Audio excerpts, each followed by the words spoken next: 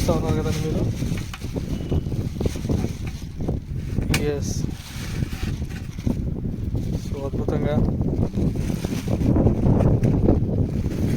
తర్వాత గోధుమ పిండి దాని మీద వేయడం జరుగుతుంది. ఆ గోధుమ పిండి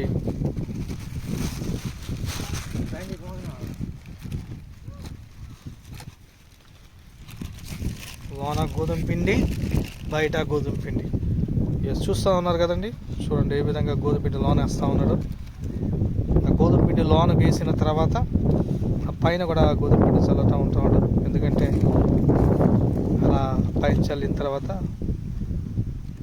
ఆ గోధుమ పిండి తినడం కోసం ఆ స్మెల్ చూసిన చేపలు లోనకి వెళ్తాయి. లోనకి వెళ్ళిన చేపలు లోనే ఉండిపోతాయండి. ఆ లోన పిండి ఉంది కాబట్టి తినడానికి చక్కగా చేరి ఆ లోనే ఉండిపోతాయి. తర్వాత అద్భుతంగా వీళ్ళు దాన్ని మూసి బయటికి తీసుకొచ్చేస్తారు. దెబ్బకి 10 లేదా 15, కొన్నిసార్లు 20 కూడా పడతాయి. అంటే ఒక దెబ్బకి కూరకు సరిపడినంత చేపలు పడతా ఉన్నాయి. ఏముంది, టెక్నిక్ అదిరిపోయింది కదండి. ప్రయత్నం చేయండి. Super, excellent. మళ్ళీ వెళ్తూ ఉన్నారు చూడండి. మళ్ళీ వెళ్తూ ఉన్నారు, చూస్తూ ఉన్నారు కదా. ఎస్,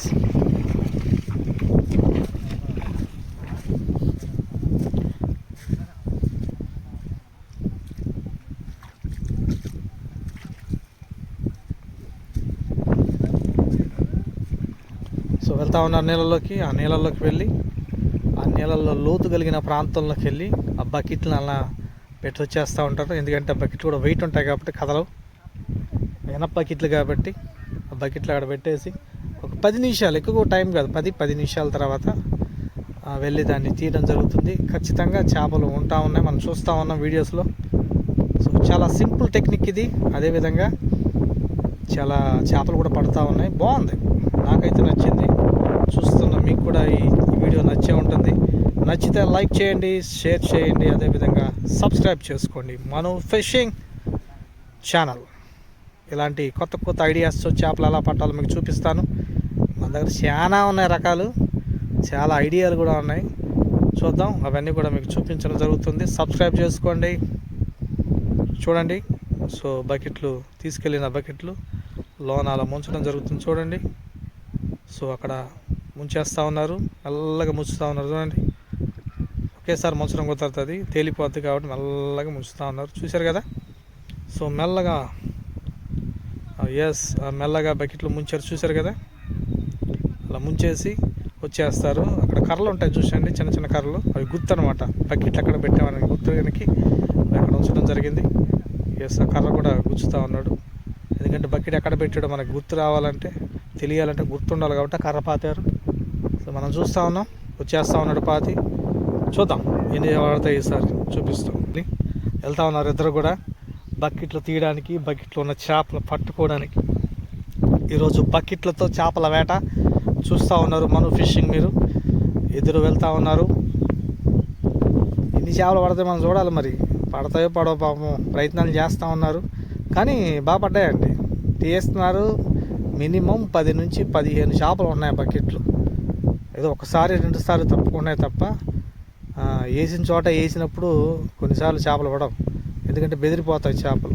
అలాగే వీరికి పడట్లే, కానీ అది ప్లేసులు మార్చి చేస్తుంటే మాత్రం ఖచ్చితంగా పడతా ఉన్నాయి. ఇప్పుడు కూడా పడే ఉంటాయి నాకు తెలిసి. చూద్దాం, మరి బకెట్ల దగ్గరికి వెళ్ళారు, పడ్డాయో లేదో మనకు తెలియదు. చూద్దాం ఎన్ని చేపలు పడ్డాయో. మనోడు మునిగాడు లోనకి, బకెట్ పైకి లేపుతా ఉన్నాడు. లేపాడు బకెట్ని, తీసాడండి బకెట్. చూస్తున్నాడు పాపం, మనోడు కూడా చేస్తున్నాడు, పైకి తీసాడు. సో ఆ బకెట్ తీసాడు, ఈ బకెట్ తీసాడు, 2 బకెట్లు కూడా తీసి నీళ్ళ కింద పారపోస్తూ ఉన్నాడు చెయ్యట్టు పెట్టి. చేపలు ఉన్నాయో లేదో చూడాలి మరి. క్యా బాయ్,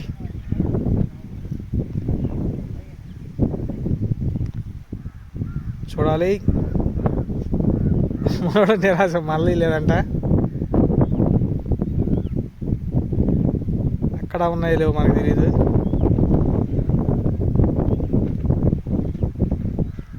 ఏమైంది చూడాలి, చేపలు పట్టాయో లేవు. రెండో బకెట్లో కూడా లేవండి. ఇగో ఖాళీ దొంపేస్తున్నాడు కాబట్టి ఈసారి నిరాశ ఎదురైందండి. సో బకెట్ల గ్యాలంతో అదే బకెట్తో చేపలు పడడానికి ప్రయత్నం చేశారు కానీ సో పడలేదు. సో నిరాశ అయింది. కానీ చూడాలి, ప్లేస్ మారుస్తారేమో, తర్వాత చూపిస్తాను. చూస్తూనే ఉండండి మనం ఫిషింగ్.